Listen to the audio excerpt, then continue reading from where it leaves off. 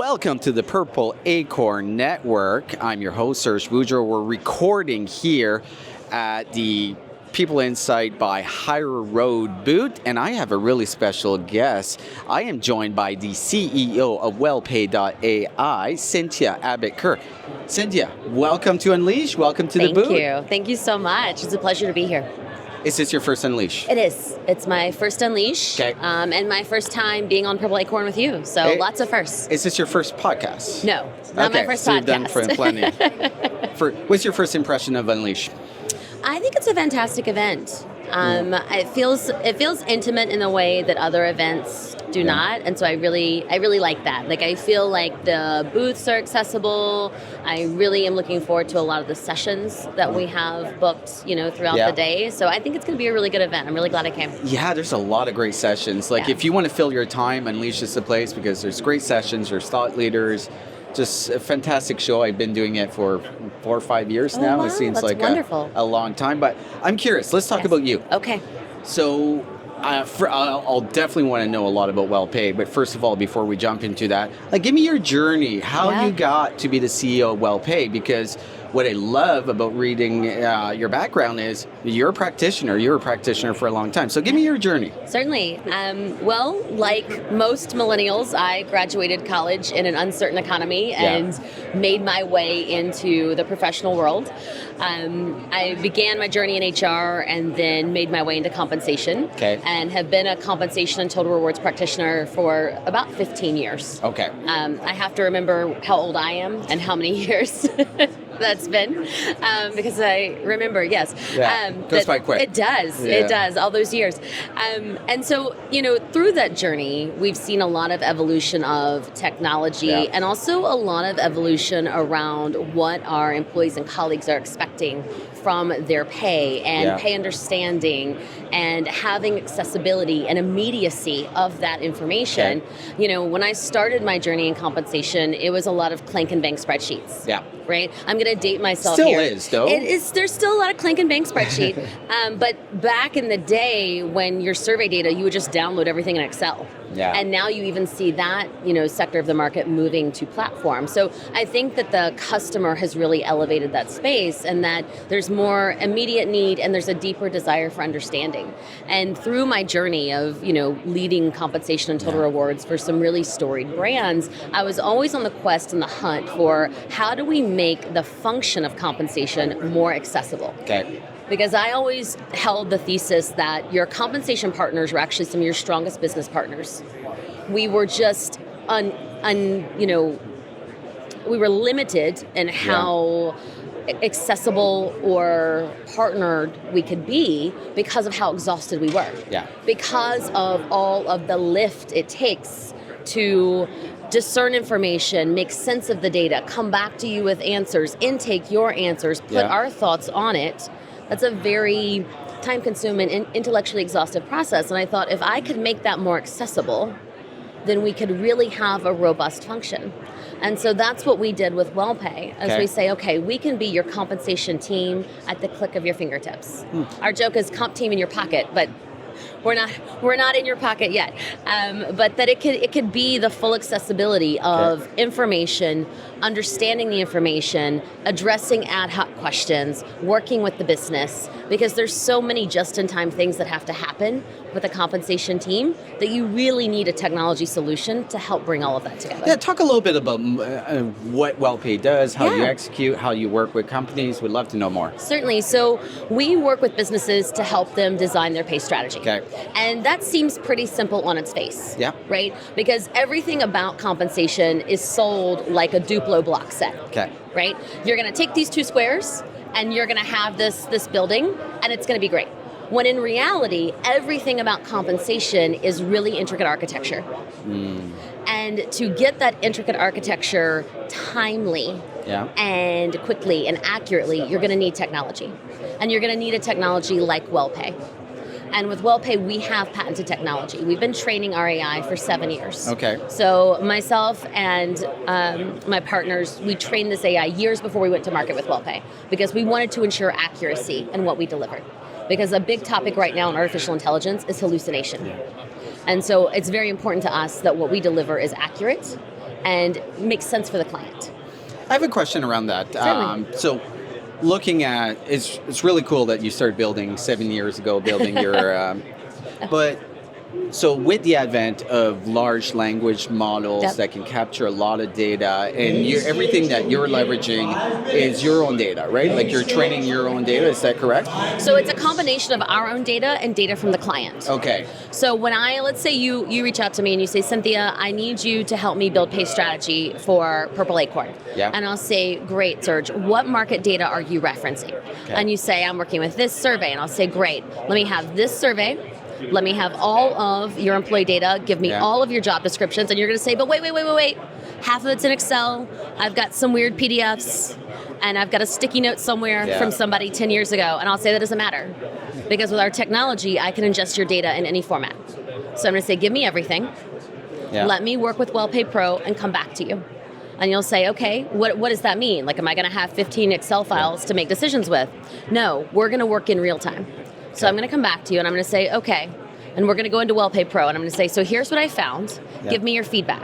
Because it's really important that we're going to make you in the story the CHRO, it's really important that you have your design in the output. It has to align with your business, right? Data is only as good as it is relevant to you. So we take a lot of input from our clients and say, okay, here is your pay ranges, here's what we recommend. You say, I like it. And, oh, by the way, I need it to go 5 different places. And I'll say to you, that's fantastic. We can design it to go wherever you need. You're not just going to get some Excel file that you then have to update that lives with you that's old. How many files have we all had that lives on somebody's desktop? And it feels like we spent 6 months doing work and now no one can reference it. And it felt like it was kind of all this lift for waste. And that was one of the things that led me to develop WellPay as well, is having worked with some really incredible consultants in my journey, the lift and the work always took so much time. It does, yeah, from experience. I've come across it, like months. Yes. And a lot of work, a lot of manual work, a lot of challenges. Yes. Well, in every meeting that you have with the leader to get their alignment, how many files are you trying to then condense and consume? Versus I'll say to you, okay, tell me about the stakeholders that need to be involved in this. And then midway through you say, actually, I need to add the head of engineering. And I say, it's fantastic. Let's get on a call. Let's show them what we're looking at. Let's get their feedback. Because people can also trust what they can see and what they can touch. Is there any hesitation in trusting your data? Because compensation is such a touchy subject. If you screw it up, it can mean really deep problems when it comes to turnover, other challenges. So any challenges with that as far as them trusting the data that you're providing them? Obviously, the data kind of comes from them in some ways, right? So there's always the question of, and you have this happen every time, of is that employee or set of employees actually that underpaid to market? Yes. And so I always say there's about 2 level passes that happen when you're doing compensation work. Yeah. There's the leveling pass that we're going to do with the system, and then there's the second leveling pass we're going to do when I put it in front of you. And you see the correlation between where everyone sets the market and where you thought they set to market. Any big surprises, like when you're showing them the data of what they're paying, like generally is it on par or is it completely off? Most of the time it's on par. Okay. You're always going to have some individuals that are outside of the band, either lower or higher. And sometimes when you have individuals that are outside of the band higher, it's because they're very tenured. Maybe they were the first 50 employees at the company. Yeah. They've had that role for a tremendous amount of time and their pay has just elapsed the band. Sometimes when I see individuals that are very low compensated to market, then I start asking the question of, is that the actual job? Yeah. Because people vote with their feet. Absolutely. So if I have, let's say 10 people that are underpaid to market, are we really saying that that is the job for them? What job is it that they're doing? Yeah. And so then that leads to the conversation, but I feel like we can have that conversation because we haven't spent so much intellectual capital in 15 Excel files and then chasing, right? How many consultants have you chased? Yeah. Right? And then it's like, hey, could you resend me that file? And I'm thinking, but you're supposed to help me, right? So I'm curious. One of the things that I'm seeing in the marketplace is the gig economy. Yeah. And that is a completely different challenge when it comes to compensation. Yeah. How are you tackling the gig economy, companies that are working with contractors or gig workers? How does that work? So I think the rate of the job is still the rate of the job. Okay.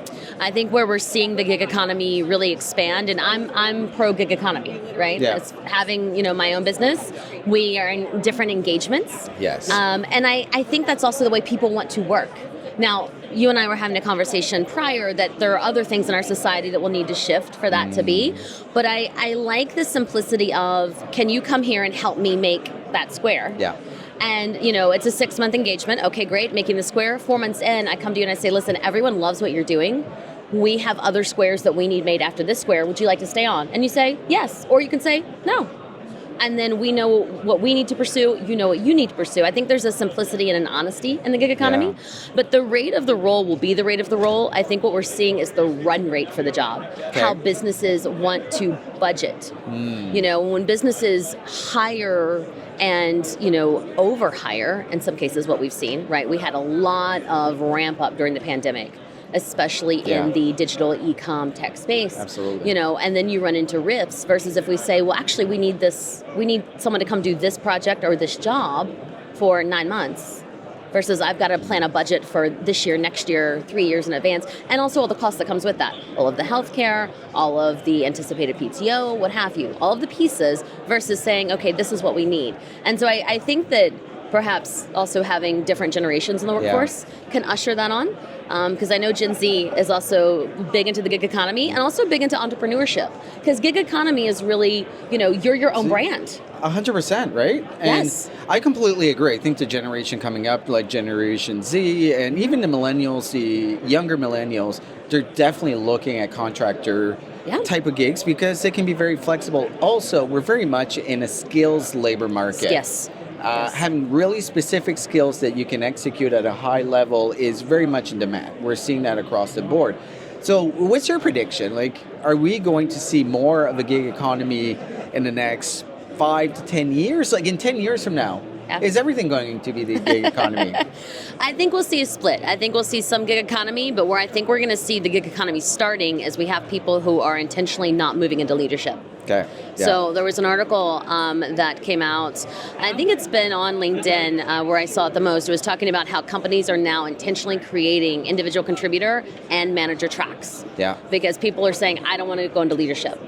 I just want to be able to work and do this work and not be responsible for others and their careers and all the responsibility that comes with that. And so I think that the starting point is I want to be an IC. Okay. And then I think culturally that moves into gig because once it becomes normalized in a company that we're going to hire, Serge to do this and Cynthia to do that, then it kind of becomes part of the culture. Absolutely, yeah. And, then that becomes the norm behavior that we've kind of inverted and normalized that, we're going to have all of these full-time roles versus I think we're kind of challenging the status quo of what does work look like? People want a lot of flexibility. And people are also, I think, more willing to sell their skills and brand and market themselves, especially in the LinkedIn landscape, than they were even 5 years ago. I think it's less scary now. I agree. I think there's a lot less trepidation from employees to go down that road and be like, okay, let me try it. Yeah. And I know I'm later in my career, but I've been working as a gig employee contractor for probably the last 10 years with a mixture, right? Like the right project. It allows a lot of folks with very focused skills to do it at a high level at multiple organizations. But I want to go back to compensation. I'm really curious when it comes to who handles compensation in smaller to mid-sized organizations. Is it usually the HR leader? Like, how does that work? Who is in charge of compensation generally? Typically, it's going to be the head of HR. At a smaller mid-sized company, it's most likely the head of HR or the CHRO and potentially a business partner. Do they have the expertise for it? Sometimes, yes. Yeah. And sometimes it's the expertise to say, hey, I know all of this needs to happen. I don't have the bandwidth. Yeah. Can someone that I trust, WellPay, come in and be that other partner to me? Okay. And so that's where we also do a lot of work, is saying, yes, I can come in and act effectively as your fractional comp partner and work behind the scenes, get everything done for you and come to you and say, okay, Serge, here's what we're looking at, here's decisions I need you to make. Because I think there's also an expertise in saying, I need some help to get this done. Yeah. Versus, can you do it all? Absolutely. But as a leader, should you do it all? right? There's that space in saying, all right, to be effective in my role, I need other people to run their space too. Yeah. That makes a lot of sense.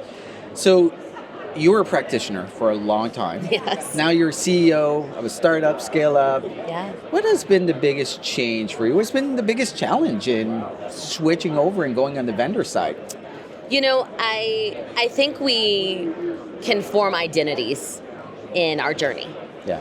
And I, for a long time, thought I was going to continue in a corporate path. Okay. Right? I mean, I'd made my way all the way to vice president. Yeah. Right? I was vice president before I was 40. I thought, all right, moving up the ladder, I'm moving right? up the world, right? I'm not Cynthia in that college apartment anymore. No, exactly. I've pressed it over into the world. And I think for me, it came about in a lot of ways. Curiosity and you know, kind of like you had mentioned, like, why not take the risk? Yeah. But something that I've noticed in myself and in others who have moved into the entrepreneur space is the world will look at you differently when you're no longer wearing your corporate sleeve. Yes. Different doors will open, certain doors will close. Yes. And the way people interact with you is going to move and meld differently than when you had your rented title, because they're all rentals, they right? are. And so when you have your rented title, different things are available to you, and it's been a different journey, a different walk, being an entrepreneur. But I'm really grateful for it, and I find that other entrepreneurs like yourself have also been really supportive. Like, you find a different network and different support and different relationships and conversations that you might not have availed yourself to in your corporate channel. Do you feel you're more authentic as a leader? I think so. Yeah. Because you have less insulation around you to hide things. You have less insulation, but you're not tied down to the corporate brand as much. Correct. This is your brand. Correct. You decide of how you go to market, what it looks Correct. like, right? Yeah. So what's next for WellPay? Well, we're going to continue to deliver great service for clients. We're continuing to move deeper also into being implementation partners. Okay. So given that we can ingest your data in any format, we can also then export your data in any format that you need. And so that can be really powerful, especially when you're looking to implement Workday, Eightfold, UKG. And I say this from a place not to slight another firm, but there are implementation firms out there that they tell you this is going to be 9 months and 6+ figures. And given how fast we can move with our technology, I see us continuing to be a disruptor in that space. And then, who knows? I'm very open to different chapters, and if someone else feels like they need to, help me and acquire WellPay, I'm very open to that conversation too. I asked that question to most entrepreneurs that I interview. I'm like, okay, what's your exit here? Do you want to sell? Do you want to build? Do you want to figure out? So if you can build it to a certain size, acquisition, exiting is part of the plan. Yep. But that's, you're fairly new, so you're probably... You have a journey ahead of you. I do. I think probably within the next 3 to 5 years. Okay. And, my husband's always like, what would you do after that? And of course, my plan is I'm going to open a hot yoga studio. Okay, fair. I love that. So in 5 years, you'll have to ask me if I open my hot yoga studio. And WellPay will have a booth, right? You'll see the WellPay booth, but I'll still be at my hot yoga studio in my 5-year plan. So what's the plan for the rest of the show for you? Meet with, some clients, meet with some individuals that, we're really excited about. I think you've got a lot of great leaders and practitioners in the space doing really cool things. So I'm really here to learn and just absorb and contribute where I can. So if anyone wants to get a hold of you, what's the easiest way? The easiest way would be on LinkedIn. Okay. So I'm Cynthia Abbott Kerr on LinkedIn. Or if you'd like to send me an email, I'm Cynthia@WellPay.ai. I'm so glad we met. Thank you. Thank you for inviting me last night to your event. It was fantastic. And thank you for coming. My pleasure. Love what you're doing. You definitely need to check out WellPay.ai. I think you're building something cool, and I think you're building something that is necessary and very much needed in this industry. So kudos to you. But thank you. Thanks again. Thank Pleasure you having so much. you on. Thank you for having me. Thank you.